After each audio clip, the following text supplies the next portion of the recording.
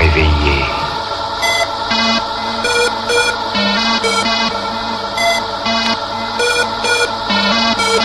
Le dormeur doit se réveiller, se réveiller, se réveiller. Le sport, les infos, la musique, l'actualité, le tout amusé et servi à chaud pour vous sur Radio Clédou.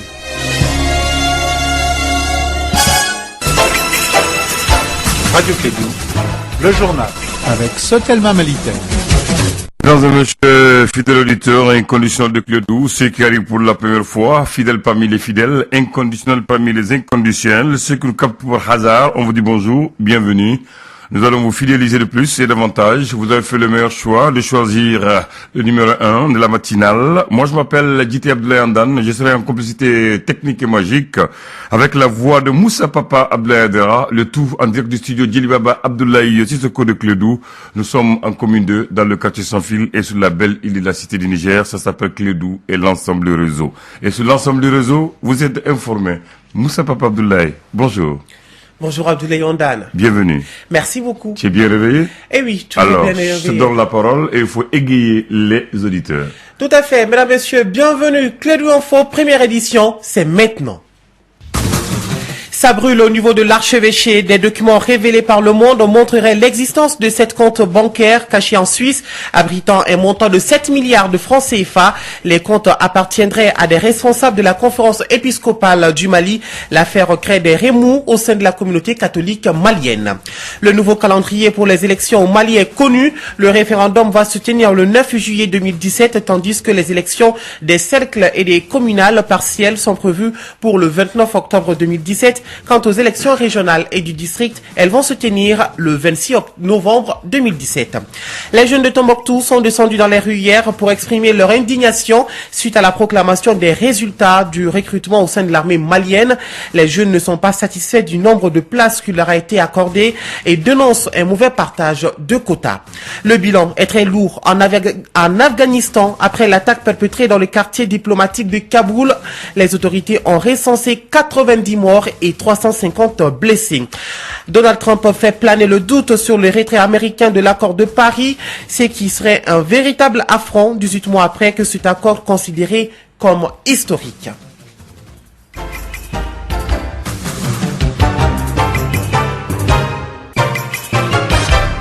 Sixième jour du mois de Ramadan, mesdames, messieurs, soyez les bienvenus dans cette édition.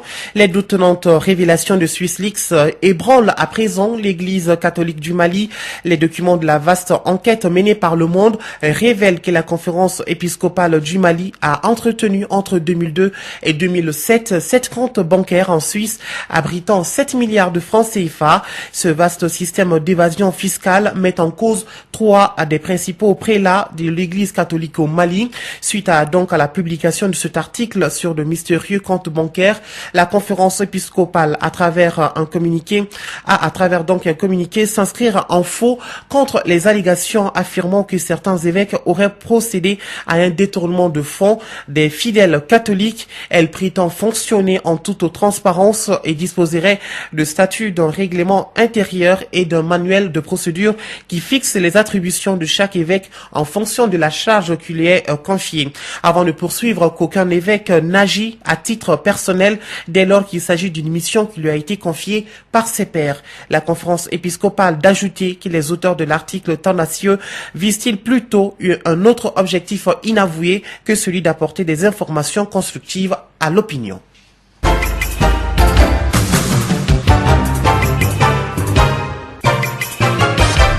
L'armée malienne est de nouveau tombée dans une nouvelle embuscade hier entre Diabali et Nampala, dans la région de Ségou. Bilan provisoire, 2 morts, plusieurs blessés et plusieurs militaires portés disparus.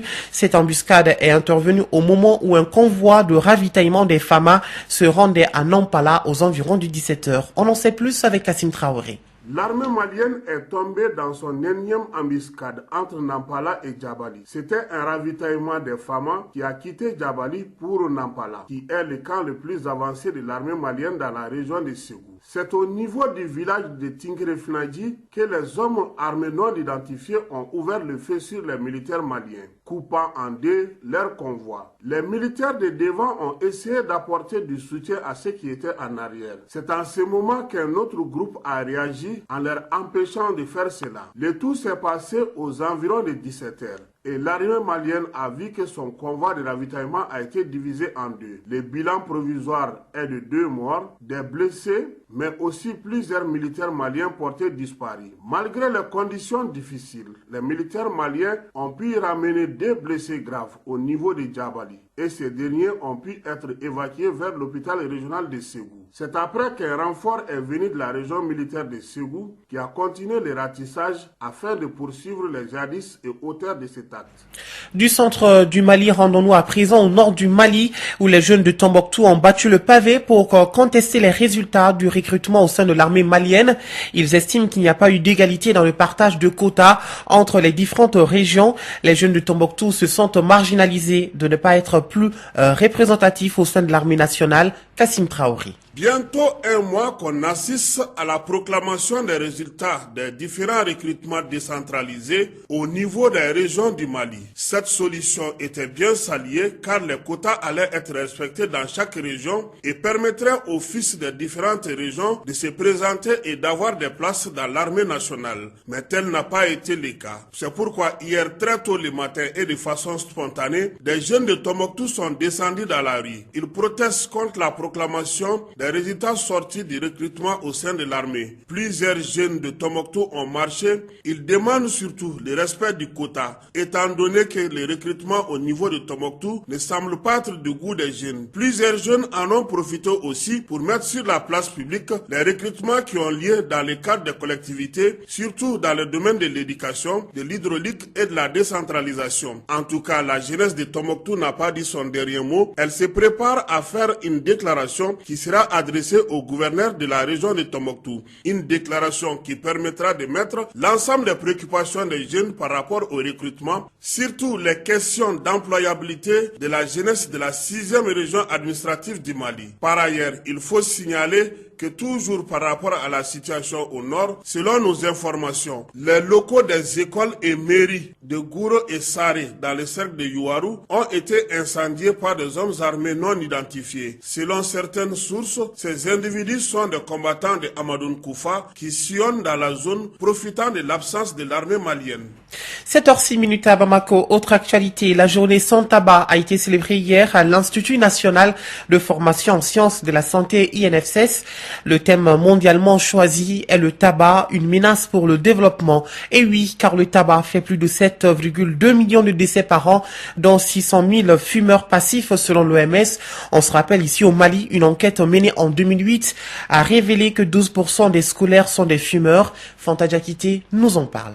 La célébration de cette journée met en évidence la menace que représente l'industrie du tabac pour l'atteinte de l'objectif 3 du développement durable. D'où l'intérêt du thème cette année, le tabac, une menace pour le développement. Abdoulaye Sissé de l'OMS. Le tabagisme aggrave les inégalités en santé et exacerbe la pauvreté, car les personnes les plus pauvres consacrent moins de ressources à la satisfaction de leurs besoins essentiels. La Convention cadre de l'OMS pour la lutte anti-tabac est l'outil le plus puissant au monde pour faire face à l'impact négatif du tabagisme sur le développement. La politique de contrôle du commerce illicite des produits du tabac est aussi primordiale pour réduire la charge du tabagisme et ses répercussions sanitaires et économiques. Ainsi, le choix d'une école de santé pour abriter cette journée n'est pas fortuit. Maître Mahaman Sissé, président du réseau de lutte contre le tabac et les autres stupéfiants. En effet, l'enquête globale sur le tabagisme réalisée à Bamako en octobre 2001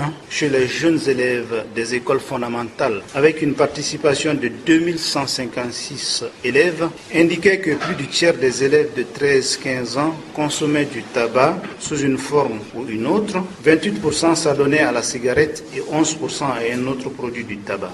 Pour minimiser l'impact du tabagisme sur la santé, le Mali a adopté une loi relative à la commercialisation et à la consommation du tabac. Cependant, ce cadre juridique demeure faible car la prévalence du tabagisme reste préoccupante au Mali. C'est pourquoi le ministère de la Santé demande l'implication de tous les acteurs pour mieux lutter contre ce fléau. Zeynabou Touré, conseillère juridique au ministère de la Santé et de l'Hygiène publique. La Journée mondiale sans tabac 2017 a pour but de souligner les liens entre l'utilisation des produits du tabac, la lutte anti-tabac et le développement durable. D'encourager les pays à inclure la lutte anti-tabac dans leurs actions nationales dans le cadre du programme de développement durable à l'horizon 2030. Pour atteindre ces objectifs, le Comité national de contrôle du tabac et le Comité national de lutte contre le tabac doivent jouer pleinement leur rôle. Leur action doit être permanente. Pour finir, selon l'OMS, sur les 600 000 décès des fumeurs passifs, 28% sont des enfants. Kassim Traoré, pour parler à présent du nouveau calendrier électoral, le référendum est prévu le 9 juillet 2017, les élections des cercles et les communales partielles, le 29 octobre et les régionales du district, le 26 novembre 2017. Ces dates ont été décidées lors de la rencontre de cadre de concertation du ministre de l'administration territoriale et les partis politiques. C'est au cours du traditionnel cadre de concertation entre les partis politiques et le ministre de l'administration territoriale que des nouvelles dates ont été proposées pour les élections à venir. Il s'agit tout premièrement du référendum qui est prévu pour le 9 juillet 2017, une élection qui est précédée pour le moment des consultations, mais aussi des échanges sur le document fondamental de la République du Mali, qui est la Constitution, un document qui avait été peaufiné par un groupe d'experts avant de passer à l'Assemblée nationale. Les discussions continuent à ce niveau, c'est pourquoi les membres de la commission loi sont en train de sillonner tous les pays afin d'expliquer les bien fondés du document qui doit être toiletté au niveau du Parlement. Le ministre de l'administration territoriale a parlé aussi des élections au niveau des cercles où les élections communales du 20 novembre 2016 n'ont pas pu se tenir. Il s'agit principalement des communes qui se trouvent dans les régions de Kidal, Tombouctou, Taoudeni et Menaka, et certaines communes de Gao où les élections n'ont pu se tenir. Le clou de ces élections au cours de cette année 2017 sera les régionales et l'élection du district de Bamako. Des élections qui se préparent au niveau des états-majors des partis politiques. La seule inconnue de ces élections est l'insécurité, car ça concerne plus les 5 régions du nord du Mali, alors que dans cette localité, il y a toujours l'insécurité. Et la CEMA, lors de sa récente sortie, avait émis des doutes quant à l'organisation des élections régionales, étant donné que les autorités intérimaires qui doivent les organiser dans les régions nord n'ont même pas été installées dans leurs fonctions. Si vous venez de nous rejoindre, vous êtes sur la 101.2. Cette première édition se poursuit à présent avec l'actualité étrangère.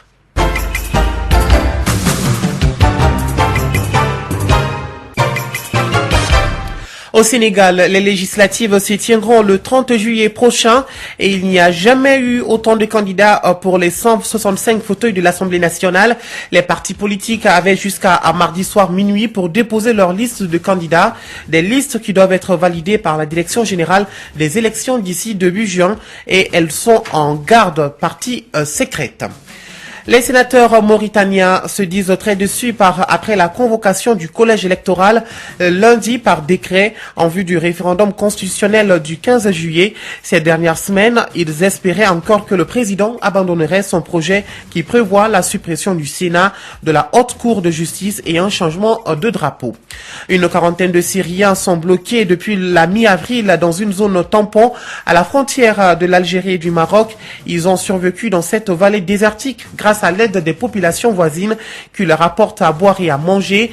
Les Nations Unies décrivent leurs conditions de vie comme déplorables. Le Haut Commissariat pour les réfugiés appelle Alger et Rabat à leur permettre de rejoindre un lieu sûr. Le bilan est lourd, je vous l'annonçais dans les titres, en Afghanistan. Après l'attaque perpétrée dans les quartiers diplomatiques de Kaboul, les autorités ont recensé 90 morts et 350 blessés. Un camion contenant 1,5 tonnes d'explosifs a explosé à quelques pas pas de l'ambassade d'Allemagne et de France. Scène de chaos dans toute la zone, des maisons détruites, des vitres soufflées à 2 km à la ronde. Les bureaux de l'ambassade de France touchés, mais il n'y a eu que quelques blessés légers dans les locaux diplomatiques français. Le camion a laissé un énorme cratère de 20 mètres de circonférence et de plusieurs mètres de profondeur. Et on termine par les États-Unis. Le monde entier attend, mais Donald Trump a encore fait durer les suspens sur l'accord de Paris sur le climat. Au moment où plusieurs médias américains annonçaient son intention de s'en retirer, il s'est contenté hier d'un tweet promettant une décision dans les prochains jours. Mais dans la soirée, le président américain a annoncé toujours sur le réseau social qu'il donnerait sa décision ce jeudi à 19h, temps universel.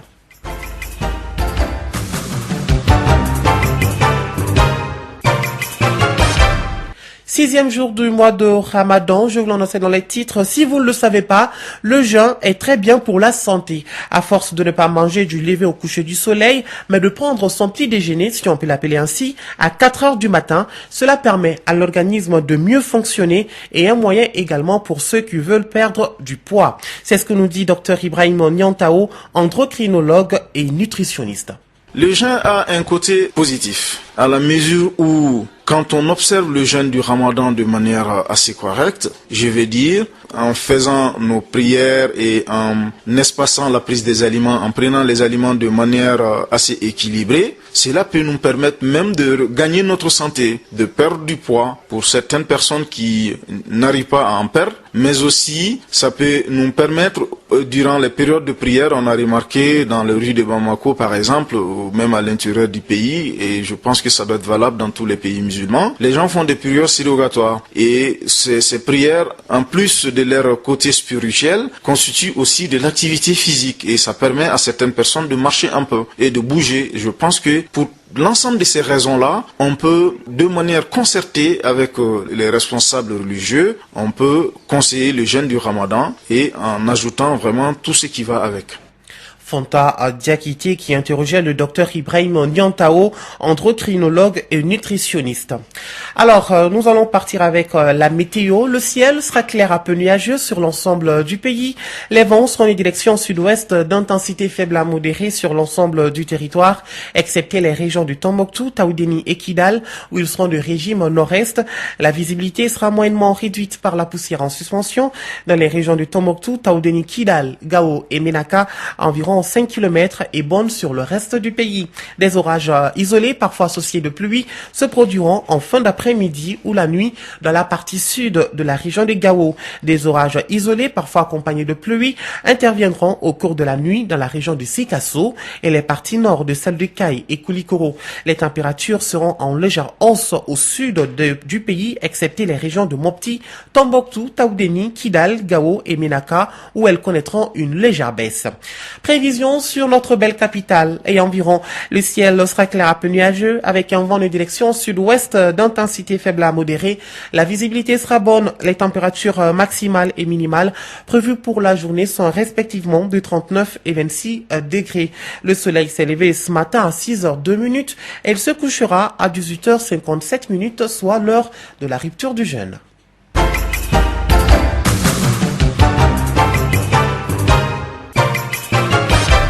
C'est tout pour cette édition. Merci à vous de l'avoir suivi. Présentation Moussa Papaïdara, ce fut un plaisir pour moi. Mise en onde Abdoulaye Ondane. Votre pensée du jour avant de clore cette édition. Ce que tu as, beaucoup peuvent l'avoir, mais ce que tu es, personne ne peut l'être. Mesdames, Messieurs, excellente journée de jeudi. Radio Kédou, le journal avec Sotelma Malitel.